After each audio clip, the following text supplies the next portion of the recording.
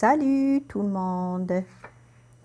Je suis heureuse de me retrouver parmi vous dans cette série de vidéos en rapport avec la production écrite. Aujourd'hui, nous allons commencer par un cours sur quelques principes de base à retenir pour pouvoir produire un texte en langue française. Vous êtes prêts? Alors, allons-y! L'ensemble de l'exercice de la production écrite est composé de 3 parties essentielles. La conception, l'organisation et le recadrage. Ces parties-là, normalement, sont réalisées sous forme de brouillon. Néanmoins, je tiens à rappeler qu'en général, les phases de la production écrite sont produire. Donc, c'est au cours de cette partie-là qu'il y a la conception, l'organisation et le recadrage. Cette partie se fait normalement sur le brouillon et c'est ce qu'on appelle la planification du travail. Et la deuxième partie, c'est rédiger. Elle se fait sur le propre et là, on a le travail finalisé. Donc, il est clair que vous ne pouvez pas passer directement à la rédaction avant d'avoir bien planifié votre travail. Le brouillon est très important et les cours que je vais vous présenter sont centrés sur cette partie majeure de la production écrite. C'est la partie la plus importante. Si cette partie-là n'est pas bien faite, tout le travail sera bâclé. C'est-à-dire votre travail sera mauvais, car il a été vite fait. Donc, comme le schéma le montre bien, je ne peux pas passer à la rédaction avant d'avoir d'abord planifié mon travail. Revenons maintenant aux 3 parties essentielles de la production écrite et expliquons ce que signifie la phase conception. Eh bien, la conception, c'est la vision que l'on se fait du sujet. C'est-à-dire, après avoir lu la consigne, le sujet, est-ce qu'on a compris le sujet? Est-ce qu'on a compris ce qu'on nous demande de faire? La question nous aide à voir si nous arrivons à représenter dans notre esprit ce qu'on nous demande de faire. Donc, vous avez lu le sujet, c'est très bien. Ensuite, vous vous posez la question, quelle est l'idée que vous faites du sujet? Cela va automatiquement engendrer l'élaboration d'un plan. Ça veut dire que ça va vous aider à faire le plan de votre travail.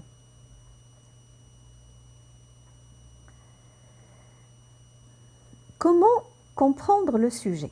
Alors, sûrement, vous vous demandez, mais comment je vais comprendre le sujet? Alors, lire et relire le sujet. Donc, il faut le lire et le relire plusieurs fois.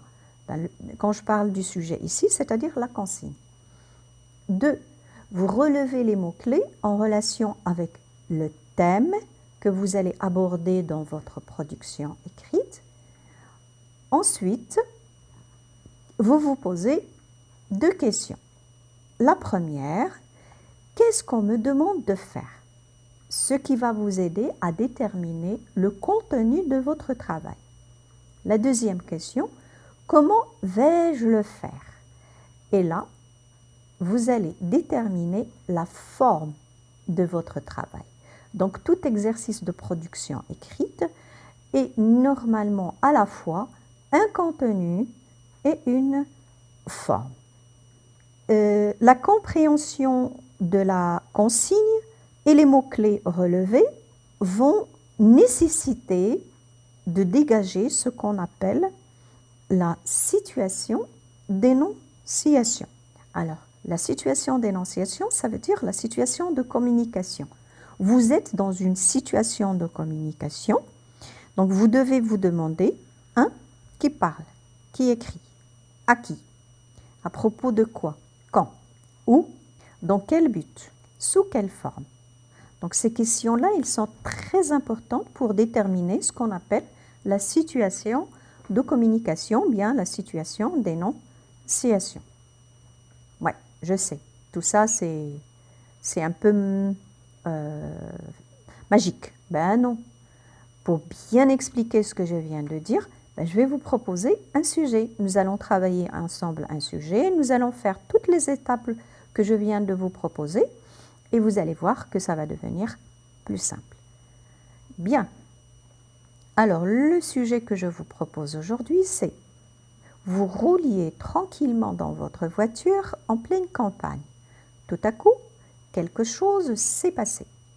Racontez ce qui s'est passé. Donc, ça, c'est le sujet ou bien ce qu'on appelle la consigne. La consigne. Donc, c'est très important de partir de ça.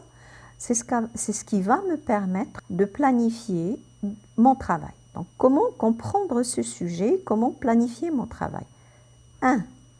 Je dois d'abord lire et relire le sujet. Donc, on va le relire. Vous rouliez tranquillement dans votre voiture en pleine campagne. Tout à coup, quelque chose s'est passé. Racontez ce qui s'est passé.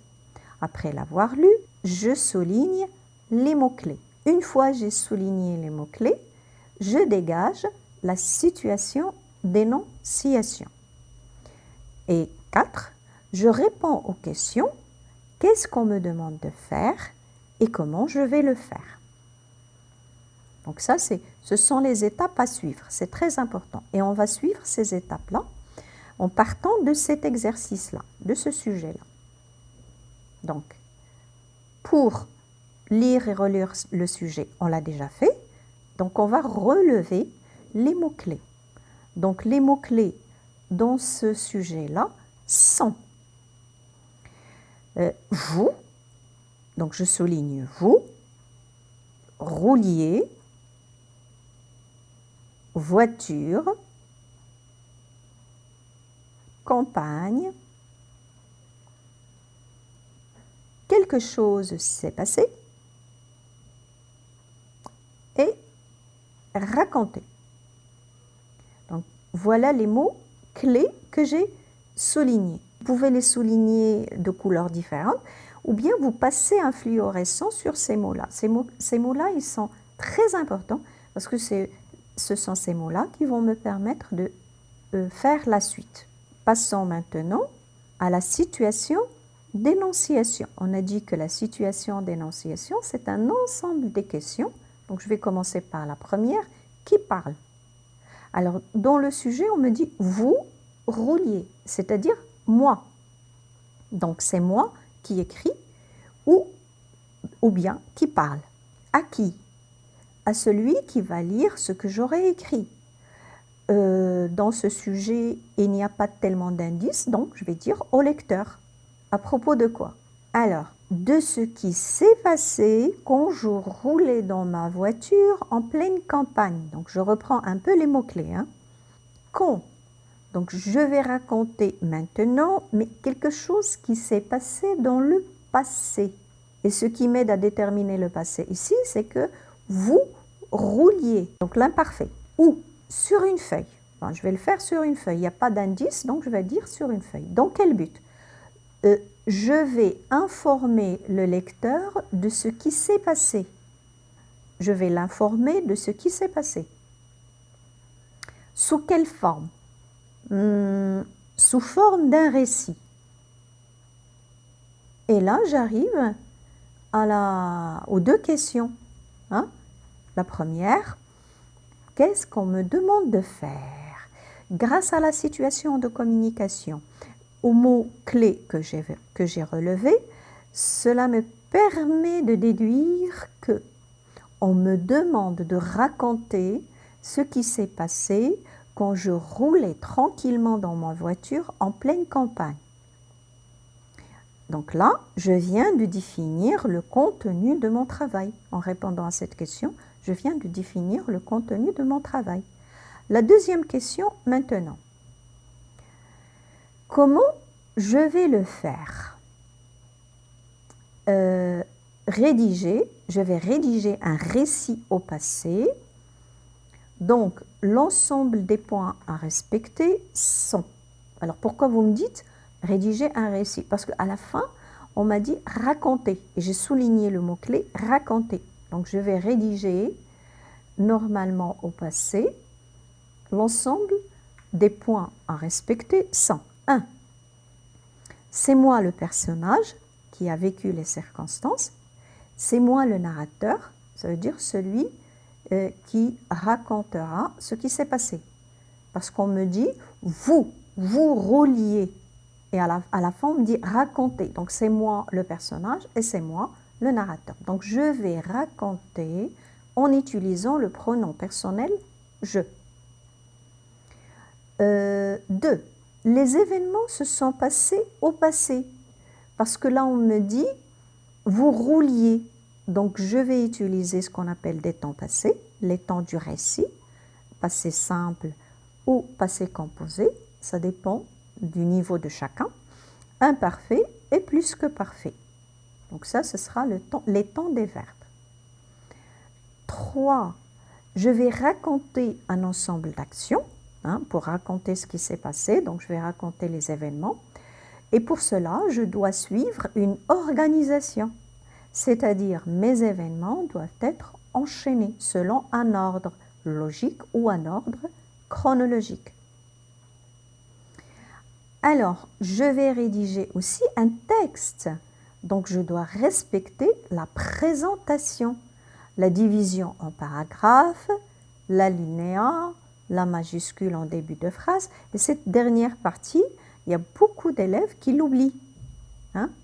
Donc, elle est très importante. Normalement, ça, c'est la phase de conception. À partir de cet exercice-là, je viens de vous montrer quelles sont les étapes de la phase de conception. Après la phase de conception, il y a normalement la phase d'organisation. Mais aujourd'hui, je ne vais pas parler de cette phase. Je vais le faire prochainement. D'accord ? Toutefois, j'aimerais bien vous dire que si vous arrivez à la phase d'organisation, il ne s'agit pas de devenir un écrivain, c'est-à-dire de choisir des mots littéraires, de belles phrases. Non, pas du tout. C'est pour cela qu'aujourd'hui, je vais me contenter de vous donner des conseils. Par exemple, il faut tout simplement savoir dire par les mots ce que vous pensez. 2. Vous devez être capable de retranscrire vos idées sous forme de phrases, des phrases simples. On a dit tout à l'heure que c'est une situation de communication, une situation d'énonciation. Donc, vous êtes là devant votre feuille blanche, certes, mais il est important d'imaginer toujours que vous êtes devant quelqu'un et que vous lui parliez. Ça va vous permettre de simplifier un peu la tâche de la production écrite. Donc là, je vous conseille d'être clair. Il faut que vos idées soient clairement formulées et bien organisées. Sinon, le message ne passera pas. De plus, vous n'êtes pas à côté de votre interlocuteur. C'est-à-dire, certes, vous imaginez quelqu'un, mais il n'est pas là pour vous dire « Attendez, j'ai pas compris, répétez ». Non, il faut toujours être clair, simple, se mettre en situation. Donc ces conseils-là, on va les reprendre tout en détail, point de vue pratique, dans les prochaines vidéos. D'accord ? Donc j'arrive à la fin de la vidéo d'aujourd'hui. J'espère que certaines idées sont devenues plus claires pour vous. Ce n'est que le début, puisque nous allons nous entraîner à travers une série de cours et d'exercices pour pouvoir dédramatiser l'exercice de la production écrite. Le dédramatiser, c'est-à-dire le rendre simple pour chacun de vous, quel que soit son niveau de français. Revisionnez ce cours plusieurs fois et retrouvons-nous au rendez-vous pour le prochain cours. Sur ce, je vous dis au revoir et bon courage.